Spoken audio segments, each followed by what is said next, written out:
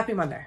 Thank you for joining me for this week's Unlocking the Magic of Leadership. Now, this week we are in week 2 of Control Your Chaos, and we're going to be talking about fire prevention. Not the fire prevention of like the fire people come and put out fires in your house. No, we're talking about the metaphorical fires. And I can remember when I realized that I wasn't so good with the metaphorical fires. I was a restaurant manager working at Walt Disney World, and I had just moved into a new location, and I knew there was some problem with the way that product was being ordered, but I didn't have time. I kept putting it off. Do you have anything like that right now, where maybe it's buying Christmas presents for your spouse? Maybe it is having a conversation about what to expect when the family's over. Maybe it is putting up a boundary with that family member that you know just cannot talk about politics at the dinner table. All of these things. We know those things, what we have simmering in the back of our head, but it hasn't become a big deal yet.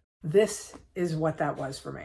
It was a problem, but I hadn't dealt with it. Until one of my cast members comes up and says, hey, we don't have any hamburger buns. This was a Friday. We were at max capacity. This was not the day to run out of hamburger buns. And so when we're talking about fire prevention, that's what we're talking about. Is those areas that are taking up just a little bit of attention that we know can become a problem, but we haven't really focused on it yet. And so as you're going through, I want to give you some tips of the trade for how to prevent some of the fires around the holidays versus letting them become very, very, very big deals. So the first is not saying yes to everything. And when we say no, there's a lot of us that we feel a certain way about saying no. I was doing this training around saying no, and I had somebody raise her hand and she says, I'm a recovering people pleaser. And I'm like, oh, it's nice to meet you. I'm not recovering. I'm just a people pleaser. Please share your wisdom. And she explained that she would always say yes to everything because she didn't want the person to be mad at her. But then she realized she was doing damage to the relationship by saying yes and not being able to follow through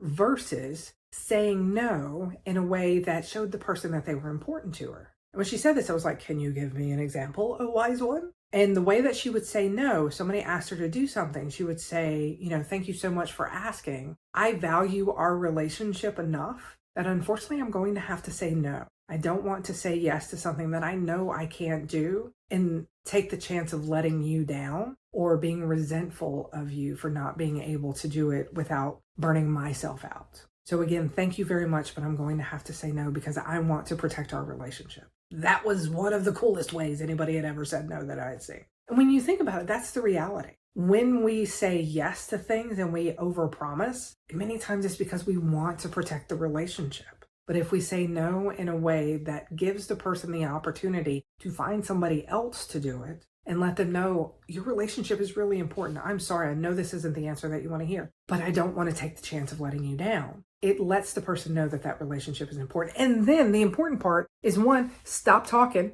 Or you're going to talk yourself back into saying yes. And then 2, give them space to feel their feels. They may be disappointed. They may be frustrated. And that's okay. You can make space for them to feel that without taking it on to you. But the very first thing for preventing fires and putting out fires is saying no. Don't say yes to everything this year. You don't need to. Are you the one that buys the presents for your spouse's family? They can do that. They're an adult. They are fully functional. They can do that. And if they are not fully functional, then that's a different conversation that y'all can have to figure out. But on the assumption, fully functional, they can figure it out. Find the areas that you can say no and leave more space because it goes back to what we were talking about last week with energy management. Give yourself breathing room so you're not depleting your battery. The second thing is find those areas that are kind of burning in the back of your head that you're like, I should probably do something about this, and do it or delegate it. Ensure that it gets done. Don't let it become one of those big things. Now, a piece of this can be around boundaries, and setting boundaries with family is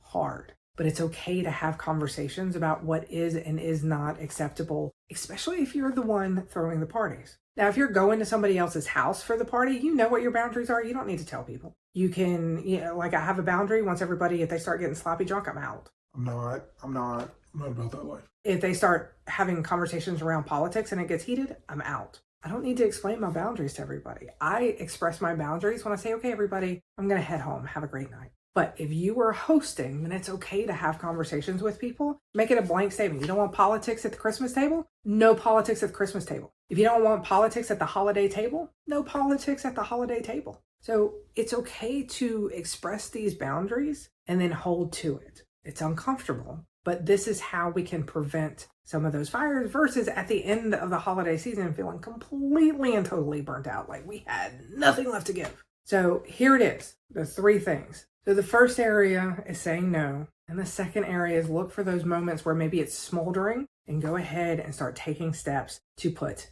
that out. All right, that's it for this week. Thank you for joining us. Next week, we will be coming in for the final Control Your Chaos Part 3. And then the 2 weeks after that, I will be taking off with my family. There will be no social media activity other than personal stuff. All right, have an absolutely amazing week. Don't forget to say no at least once this week. I got faith in you. And as always, you got this. I'll see you next week.